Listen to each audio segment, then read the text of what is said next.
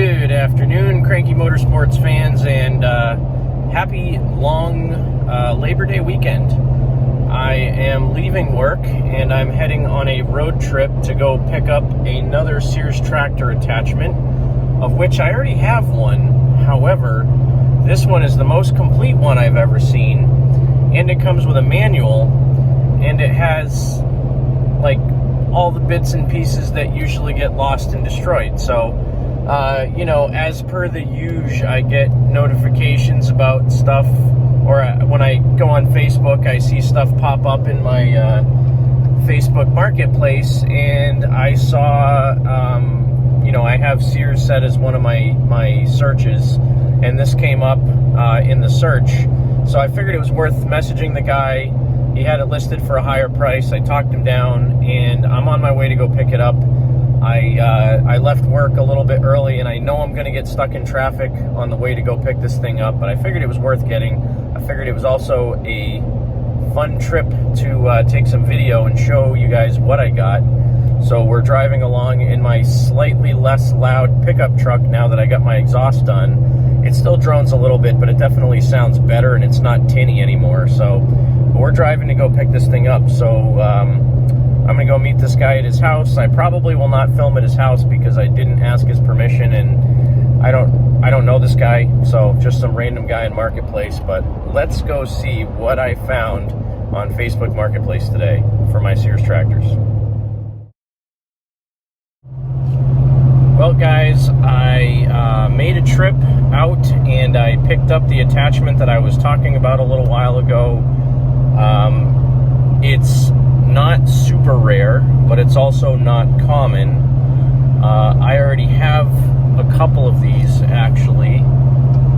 However, again, I mentioned that this was the most complete one I've ever seen, and it also is the only one I've ever seen that had a manual. It's actually the only manual for this attachment that I have ever seen in all my days of collecting Sears stuff. So I was going to pull over and give you a sneak peek of what it was in the back of my truck. However, I'm just going to continue driving home now because it's getting late in the day and I need to get home for my kids. So we'll see it when I get home, and I think it'll be pretty cool. I think you guys will like it, and it's definitely a useful attachment. So I think that's enough suspense. Let's go ahead and finish driving home and then check it out.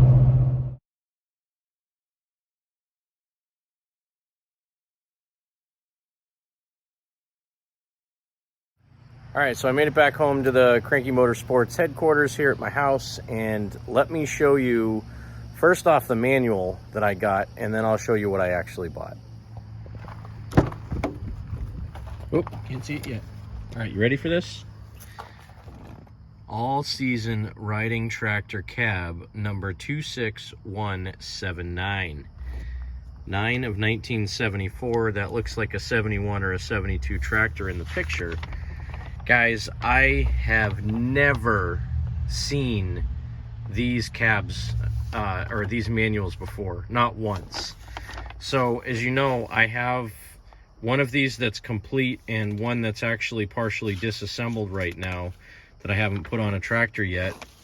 And you know, this is pretty cool. You know, traditional of the old Sears manuals, they're pretty thorough. They have all the spare parts. They tell you how to put stuff on, you know, move your tail light, strip the wires back, put all the stuff together. So I mean, this was the complete manual for assembly and everything else, and then how to put it on the tractor. So the guy posted this thing on Facebook Marketplace, and with stuff like this, you never know if you're going to be able to get it. And I pondered, you know, not even messaging the guy because I really didn't need it, but the fact that it has the manual, to me, that in and of itself made this thing worth it, because I have never seen any print manuals or any information about these cabs before.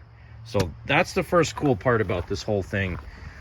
The other cool part about this, I said it was 100% complete. It's not 100% complete, but the good thing is the parts that it's missing are easy to make. So if you notice, and I'll take it out here in a minute, but the front windshield with the windshield wiper, the 2 foot guard gaiters, and both vinyl doors. It also has the original vinyl back window, which you can't see. Again, let me go ahead and pull this thing out of the truck, and I'm so stoked for this thing. It has the bottom bracket for down here, and it also has the brackets that go out the front to keep the foot gaiters out.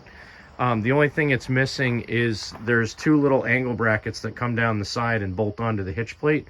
Those are the only things that this cab is missing, and it's in really good shape. Like, it's good enough that I almost want to wax it and keep it that nice. So let me go ahead and pull it out. So as you can see, vinyl back window, barely even scratched, not milky or anything else. The vinyl doors, the windows on these are in good shape as well, maybe a little bit dirty. All the latches are on here, and all the catches for the latches. I mean, this almost looks like it wasn't even used. Look at how clean that windshield wiper mechanism is. Look at how good the wiper is. This was a steal and a half. So the guy had it listed for 250 bucks, and honestly, I probably would have paid that for it, but I try never to pay full price for anything. I always try to get stuff for less than they're asking for it, just as a general rule. If you can get a discount on it, why not get a discount on it? So the guy had it listed for 250, and first I said, you know, are you willing to trade anything for it? And he said, no, cash will only make an offer. So I said, all right, fine, how's 200 bucks? And you know, it was like an hour and a half goes by, and he messaged me back and he said, yes, that's the lowest I'll take for it. And then I said, are you home today or tomorrow? And he said, I'll be home both. So I usually leave work around 3 on Fridays. I was actually late leaving work, and I drove all the way out to the guy's house, and super nice guy. He lived in a small town called Charlton, and he says it's like the biggest town with the smallest population in Massachusetts. Really nice place if you ever want to get out there and check it out. But he had this thing for a couple of years. He said he bought it to put on a Craftsman. Then he sold the Craftsman and bought a John Deere with a cab. And, you know, he didn't want to cut it up. And so, you know, he knew that somebody was going to buy it that was actually going to love it and use it. So it's not 100% perfect. It's in really good shape. You know, it's got some bends in the roof and stuff like that, but nothing you can't fix with a screwdriver and an adjustable wrench to straighten all that stuff out. But guys, this thing is fantastic. I love finding these deals. I'm not exactly sure which machine I'm going to put it on yet. The purist in me wants to put this on my all original 1969 Super 12. I haven't gotten that one fixed up yet. That's on my one of my next fix projects. But this thing would look cool on that. I also have a new old stock trip spring plow. That would be kind of cool to have an all original tractor with a trip spring plow with this cab on it. The other tractor I could put this on is my 1969 Suburban 12 that's 100% original. That one, it needs to be cleaned up, but that tractor runs really well too. So I don't know, but let me know what you guys think. I think it's pretty cool. I will get it out of the truck and put it on the ground, and then figure out what tractor to put it on. So here it is in all of its glory. I said the bottom gaiters pull out the front, and there's brackets on there that need to be bolted back on. Not going to do that quite yet, but look at how nice the vinyl is on this. It's not even, it's still pliable, it's soft. This thing must have been stored inside its entire life, except for maybe the last year or so when this guy had it. He said he had it outside. That's why it's got some grass and stuff on it, and he'd just been moving it around his yard for a couple of years. So I'm super stoked about this. If you couldn't tell from my voice, I'm super stoked about this, and I'm going to try to keep it as nice as it is. I actually am going to use this thing, but I'm super happy about this. And see, again, you can see it got a little bit crushed here on the corner, and the back's bent down a little bit, but all that stuff can be easily fixed. And I think just, you know, a little elbow grease, maybe some wax on this thing, and just keep it looking as nice as it does. The windshield on it is absolutely perfect.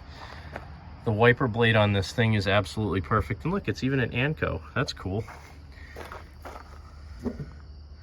I don't know what kind of blade it is. I mean, I could probably find a replacement blade for this if I needed to, but just super neat. Now I finally have a manual with all the part numbers for the parts on this thing, so I probably could find a cross-reference for the wiper blade. But thanks again for stopping by another edition of Cranky Motorsports.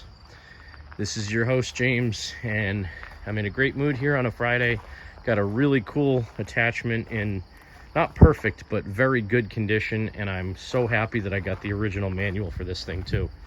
So stay tuned for the next video when I figure out what I want to put it on.